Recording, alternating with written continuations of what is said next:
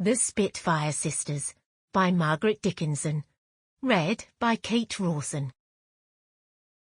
Chapter 1. London, February 1933. You don't mind Daisy coming to stay with us during the Easter school holidays, do you? George Allender smiled at his wife. Of course not, Pips.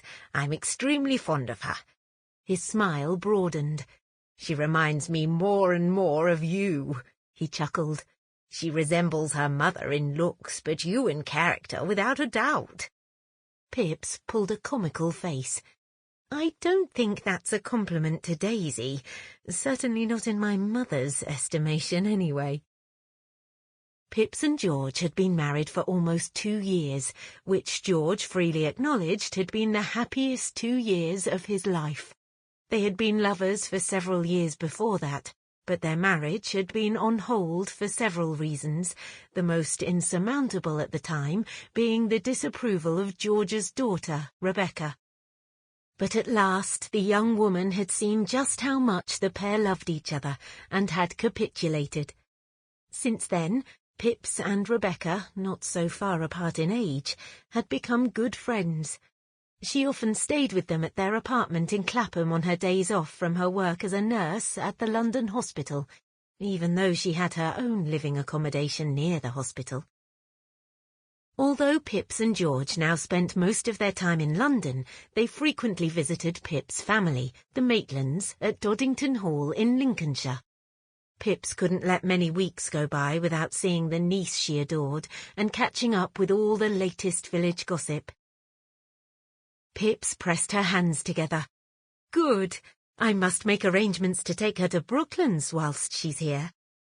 George's smile faded a little. And for a flight in one of Mitch Hammond's aircraft, I suppose. Of course. It's the highlight of a holiday with us. She met her husband's gaze. But I won't break my promise. I won't take her racing or start to drive again myself. We'll just watch, as we always do. There'll be a race meeting on Easter Monday. We'll go then. George sighed inwardly, and not for the first time struggled with his conscience. Before they'd been due to marry in December 1930, Pips had promised him that she would no longer race her car at Brooklands after their marriage, though she would continue to go flying there.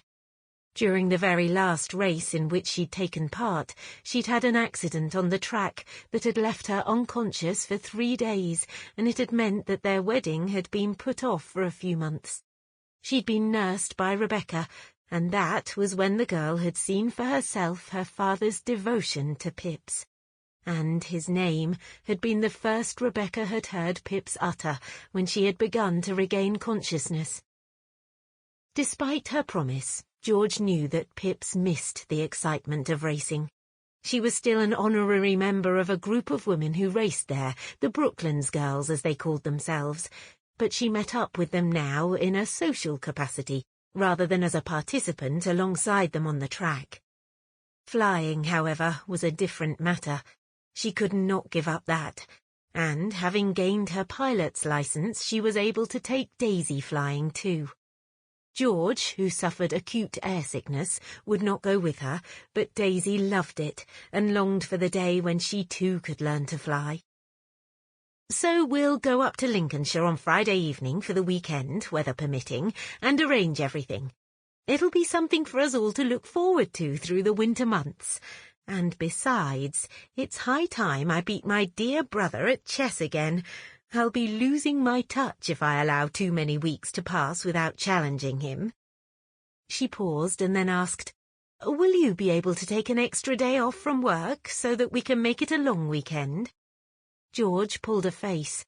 Last week I would have said yes without hesitation, but the news from Germany has put everyone in a bit of a flap. I'll have to see what I can do. George, a former major in the British Army, now worked in an advisory capacity at the War Office, situated in a grand building on the corner of Horse Guards Avenue and Whitehall. Pips frowned. News? What news? Adolf Hitler becoming Chancellor. Pip stared at him in disbelief. The little corporal who tried to seize Sample complete. Ready to continue?